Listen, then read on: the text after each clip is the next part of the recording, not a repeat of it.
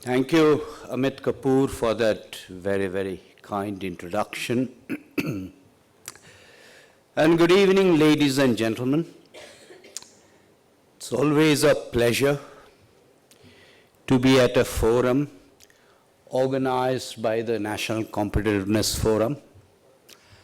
I've been here in the past, not in this room, but somewhere else. Most of you know Amit, and therefore you also know that Amit Kapoor does not ask you, he tells you. So he told me, to forget the euphemism, he instructed me to talk on governance. And I had absolutely no idea what I was going to say and what I was going to talk about. And I thought that having sat down here, having digested what had happened, I would find the time while M.K. Anand was speaking to decide on what I was going to say. And now I find he has a bad throat. And although I have sat down next to him, I cannot pretend that possessing a bad throat is necessarily infectious, so I'm constrained to speak. Governance, it's a word that has a lot of currency. It is actually often indiscriminately flung around. There are attempted definitions of governance emanating from international organizations, emanating also from the World Bank, which try to also measure how different countries do in terms of governance. All of this is very desirable. All of this is very healthy. But I always feel somewhat skeptical. Governance to me is sort of like it reminds you of oxygen. You don't always, as a citizen, measure it. But if it does not exist, or if bad governance exists, or if bad air exists, you realize the air is bad, governance is bad. But if you look at the history of the way oxygen was discovered, it was first discovered by Carl Wilhelm Scheele and Joseph Priestley, and subsequently named thereafter by Lavoisier. And here what seems to be happening is we have first coined the expression, and now we are trying to go about trying to measure it. Nevertheless, we ought to try and measure it. If I look at the definitions of governance, governance is not only about government. The definitions of governance transcend government. Government is subsumed in that, but they transcend government. And we also have to talk about how the community behaves. We also have to talk about how the citizen behaves. How various decisions are taken not only by government, but by society. The broader definition of government also involves all of this. The behavior of citizens, the behavior of communities, and that is why governance as a notion transcends that of government. But if you look at these cross-country surveys, I have two kinds of problems.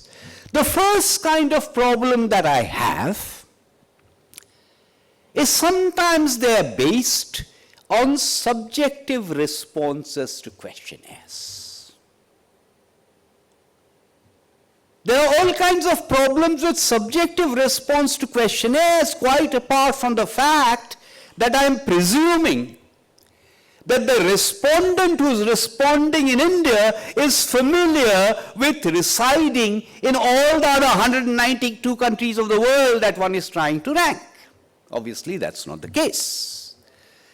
So there are problems of subjectivity. If I leave aside problems of subjectivity, there are problems that every statistician knows as a problem of causation vis-a-vis correlation. So if I look at the World Bank's attempt to measure governance across countries in accordance with the various pillars that exist in the World Bank's governance indicators, what I do know is that governance, however measured, has a correlation with economic development or the level of economic development, however measured. It's a correlation, full stop. But I don't really know, and I'm still on the cross-country part of it, I still don't know which way the correlation works.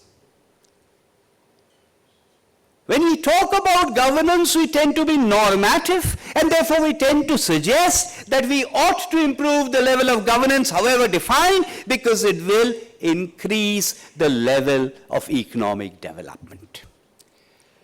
So in a normative way, we tend to presume that causation is unidirectional from better governance to higher levels of economic development.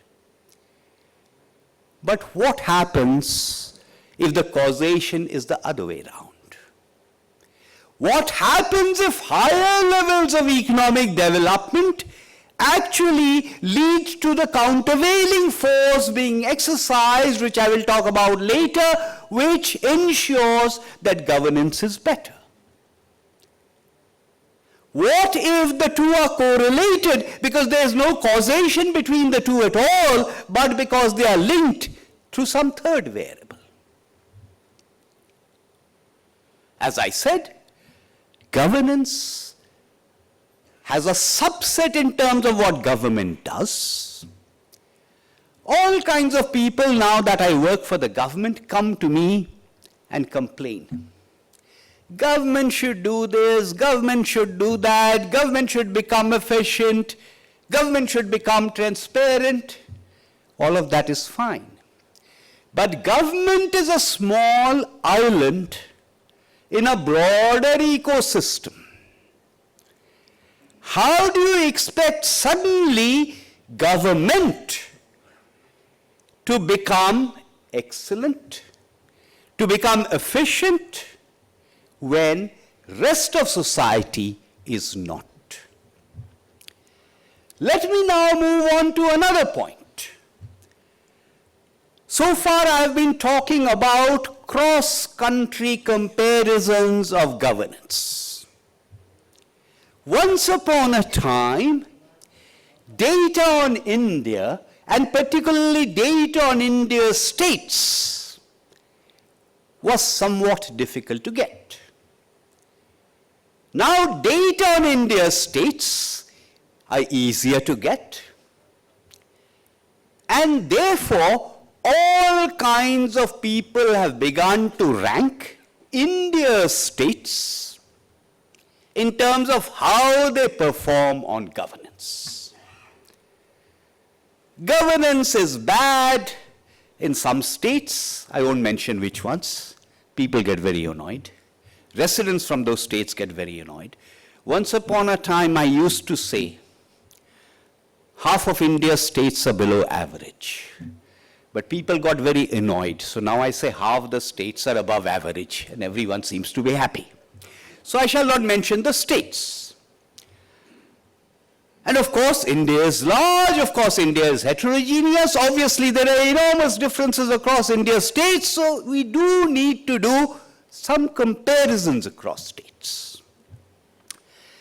But then if I look at the various indicators that I used, all that I'm doing under the pretext that I'm trying to measure governance is to have some standard economic indicators. And now I've got indicators on social sectors, better indicators on social sectors, health and education, so I'll bung those in. I have got indicators now on law, justice delivery, maybe even police with some luck. So I'll bung all of those in. I will aggregate, I will put weights to each of these variables, I will aggregate, and lo and behold, I have got an indicator, an index, which tells me these states are badly governed and these states are well governed. And it tells me nothing at all. Because I know those states are better governed, or I know those states are not better governed, because you're telling me about the economic indicators. You're telling me about the social sector indicators. I know all that. So all of this attempt to measure governance has not really been very useful in terms of adding value. People in India often complain about the heavy hand of government. Rightly so. But quite often the heavy hand of government, whether government is being defined as the executive or the legislative, or even the judiciary, exists because the self-regulation does not exist. If the self-regulation on the part of the community, on the part of individuals had existed, you would not have needed the heavy hand of government to step in and fill the breach. So if we are going to talk about governance, we need to again flag the role of citizens. If I look at the governance indicators, apart from the economic indicators, apart from the political system, there is also the issue of corruption, invariably in the list of governance indicators. Corruption means all kinds of things to different people. There are big ticket items of corruption and there are the smaller ticket items of corruption. The big ticket items of corruption are not necessarily the ones we confront in our day-to-day lives. They are the ones we read about in the newspapers or watch on television. Those are primarily linked to discretion in allocation now of natural resources. Let's leave that aside. And let's talk about corruption that we confront all the time. There are many reasons for corruption, depends on the type of corruption. Some of it was linked to shortages historically. And once the shortages disappeared, that kind of corruption also disappeared. When we first moved to Delhi and we wanted to get a telephone connection, we were supposed to bribe to get a telephone connection. That shortage went away, so today you don't have to bribe to get a telephone connection, you will be bribed to take a telephone connection. There are kinds of shortages that are linked to discretion, and that if that discretion disappears, that kind of corruption also vanishes. One obvious example of that is on the external trade side or now on the indirect taxation side and even on the direct tax side. You will read about reports on how India is performing on corruption. To me, the best such report is the one that is brought out by the Center for Media Studies. Why? Because the Center for Media Studies has been doing this for a very, very long time. So you have a time series. Not the big ticket corruption, the small ticket corruption, the corruption associated with public goods and services. When one is talking about public goods and services, do remember one thing. Public goods and services is about things I'm entitled to as a citizen. But quite often, and I'm deliberately provoking you, when I bribe, I don't bribe to get something I'm entitled to. Sometimes I bribe to ensure that my violation of the rules is ignored. Or sometimes I bribe to ensure that the rules are interpreted, which are not transparent to start off with, are interpreted favorably towards me. Having said this, if I look at the Center for Media Studies timeline on corruption across India's states, this is not an aggregate all India tracking, this is down, zeroes into the level of the states. You will find perceptively that corruption has been declining. But what is particularly interesting is, irrespective of the state, corruption declines as measured by CMS, declines a little bit more in urban areas and semi-urban areas, and declines a little bit less perceptively in rural areas. The question to ask is why? And I'm just talking about corruption now. If you look at the countervailing pressure that's been exercised by citizens, if you look at better governance being driven by citizens, which has increased in importance since the second half of the 80s and even more so in the last 10 or 15 years, you will notice inevitably it is concentrated in urban areas, it is concentrated in semi-urban areas, it is concentrated in some states rather than others. So if we look at that broader issue of governance, India will become better governed if all of us are interested. And if you look at that broader definition of governance, which transcends government, it is becoming better governed because citizens are becoming interested in the states, not the country now, I'm talking about the states, in the states becoming better governed.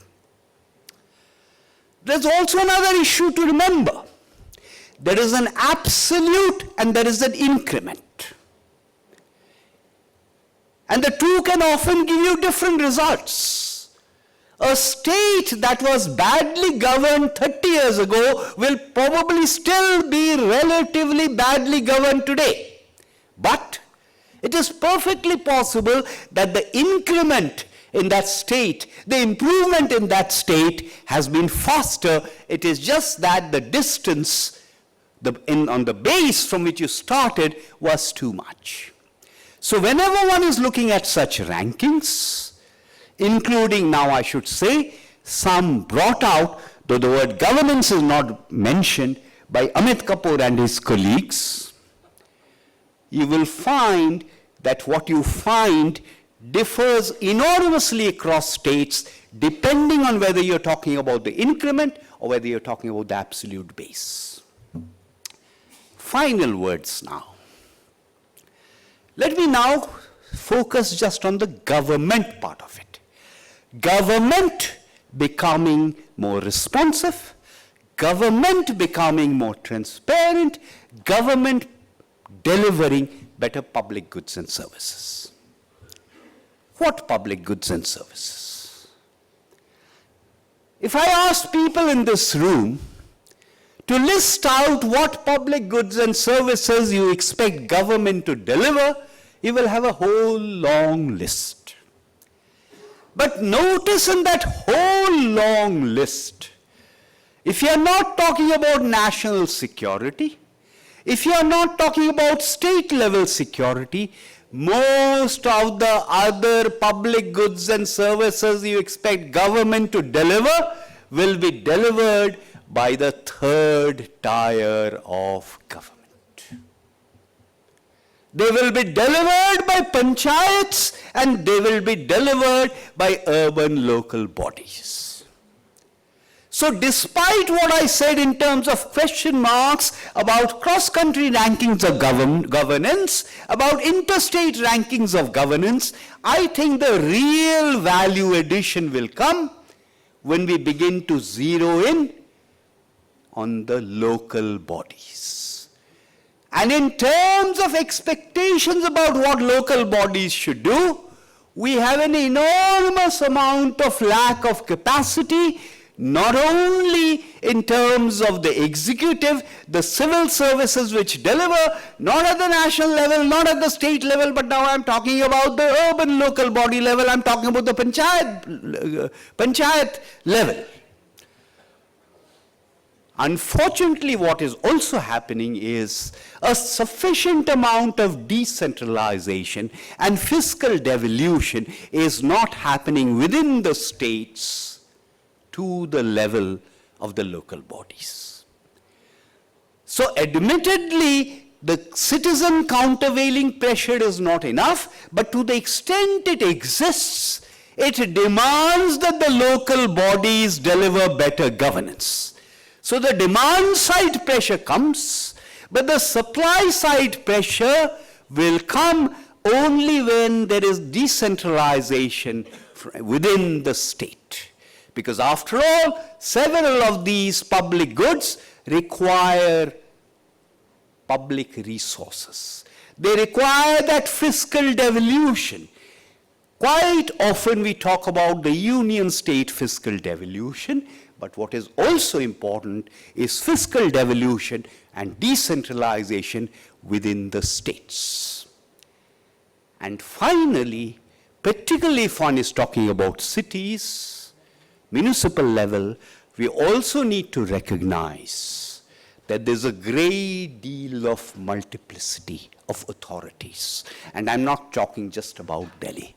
We also need to recognize that when you complain about bad governance in India's cities at that subjective level, you are sometimes talking about growth that is happening just outside the strict municipal limits. And the fastest growth in urbanization in India has been in what are called census towns, just beyond the municipal area, which have urbanized. At least in the cities, I ostensibly know the municipalities are responsible, but in these census towns, which have transcended the panchayat, but yet do not have municipalities, I don't even know who is supposed to deliver governance, however defined. Thank you once again, Amit. You've got your back towards me, and ladies and gentlemen.